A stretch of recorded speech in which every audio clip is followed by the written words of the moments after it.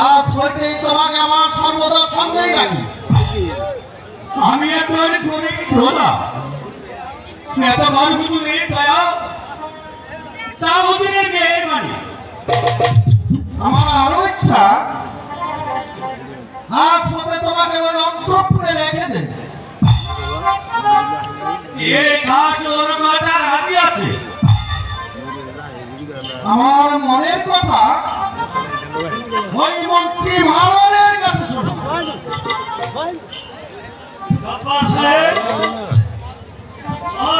ইচ্ছা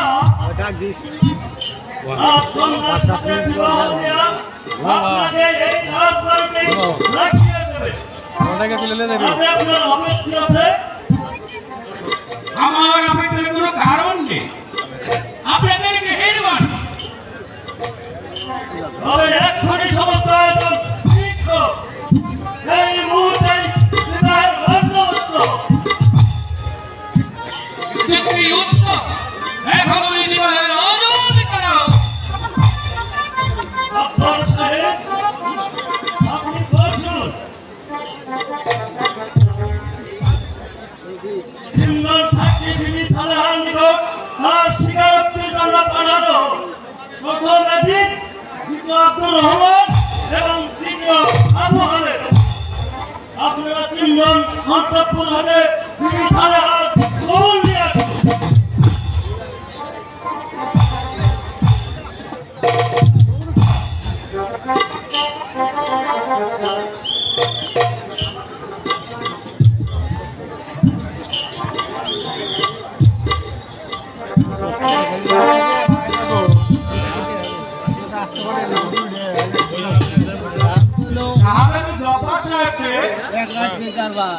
আদর্শপূর্ণ বলে স্বীকার করে তিনি রাজি আছে, কিন্তু শুনেছে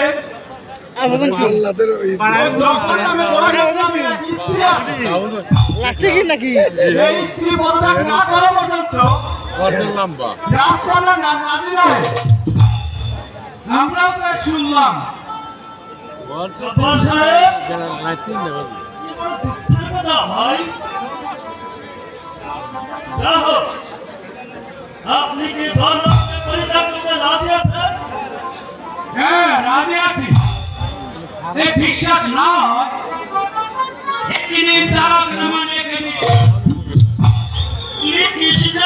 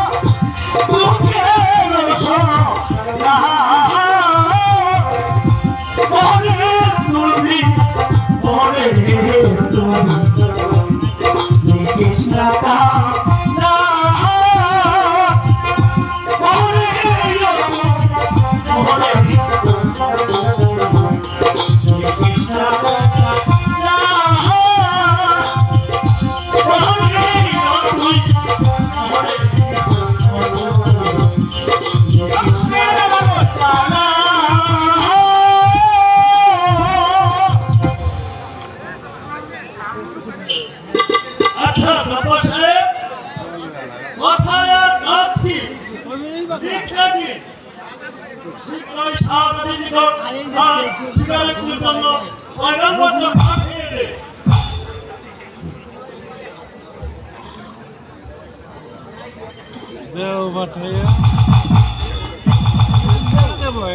এই নিন তালাকনামা। আব্দুর রহমান, এই নিন তালাকপত্র। অন্তঃপুর হতে বিবি সালেহার কবুল নিয়ে আসুন।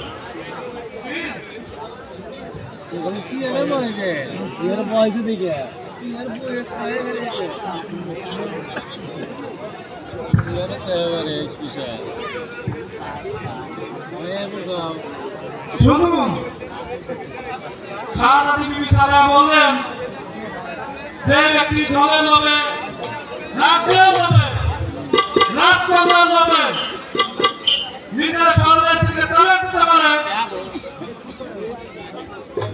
রাজকন্যা তার কাছে কখনো রাজি না। এর থেকে বেশি লোক কথা পায়, তবে আমি নারাজ হব। আব্বার সাহেব, আর কি বলবো, এখন নিজ দোষে সমস্তই হারালেন।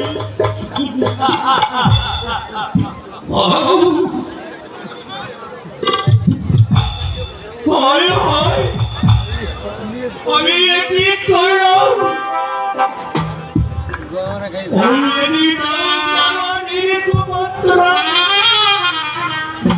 আমি জানকি তারে এখন আমি ওই জানবার নিকট সর্বকে বুঝতে পারবো। তুমি আমাকে শাস্তি দাও, খোদাও, তুমি আমাকে শাস্তি দাও। আমি আর বাড়ি ফিরে যাবো না, এই মনে মনে করি আমি আত্মহত্যা করবো। আমি